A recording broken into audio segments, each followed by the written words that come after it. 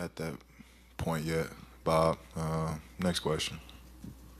So Paul George, nothing really to say about his future, Tim. A lot of people thinking maybe he ends up in L.A., right? Didn't have much to say. He can be a free agent summer of 2018. We found out today he didn't make All-NBA first, second, or third team. He could have got a lot of money, like $210 million, if he made that team. Now the Pacers can only offer him $180. What's your take on maybe the voting process and what happened there with him being left off? I mean, do you remember the summer of 2014 when Paul George's leg went in a direction that I remember that vividly. That no leg Team should USA ever go in? At that moment there, some thought that he may never step on the floor again. Okay. And I'll tell you this right now, I was not a believer that he would ever get back to the player that he once was, competing for an NBA championship with the Pacers, competing for an MVP award. But frankly, he's coming off the best season of his career, averaging nearly 24 points a game. And I know during that moment when he was laying on the ground, everyone who's a basketball fan said, man, I hope he gets back to where he's at.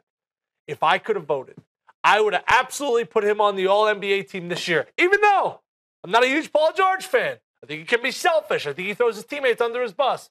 But for an extra $75 million, I'm going to help a brother out. What do you mean, though? Like, you have to go with who the best player was. And certainly he's not better than a LeBron or a Giannis or a Kawhi. But, like, Jimmy Butler was one of those final players on the third team. Like, I had to take Jimmy Butler, what he did, over Paul George. I can't just do it because of what's in his pockets. That doesn't have any impact on me. I have to do it strictly on-court performance, Tim. Yes, for me, I'm biased, all right? If you said, Tim, you need to drive to Connecticut right now and chop down a tree, I'm going to get $2 million. I'm going to chop down a tree because you're my boy. Really? You know what I mean? But what does that do for you?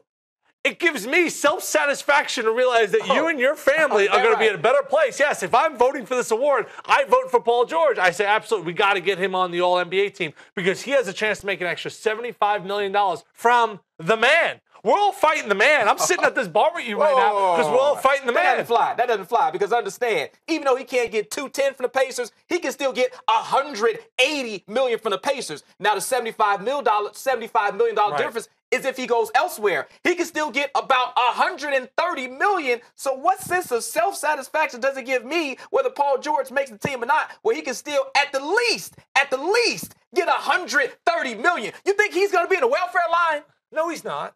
No, he's not, but I think this says a lot about you. He's not going to have to cut any corners. Oh, then what'd you do? Did you used to cover your answers when you were in grade school? Oh, I don't want anyone looking at my paper, huh? Were you one of those guys? I was open, especially if I studied, which was rare. But if I was studied, I want everyone to go out there and get an A. If there's any way we can cut corners, I'm all about it. If Paul George, if I had a vote, should have made All-NBA. So you're all about the good of others. Anything you can do to help somebody out, you're all in every time, no matter what. I'm the Robin Hood of 120 Sports. Is that right? Let's take from the rich and give to the poor. Who's the best here about offering you a cookie, trying to fatten you up a little bit? Buying Wendy's, Frosties, Jimmy Bacon cheeseburgers? Burgers for you, my friend. It wasn't just one. I didn't know that. We got a new nickname, Tim Robin Hood Doyle.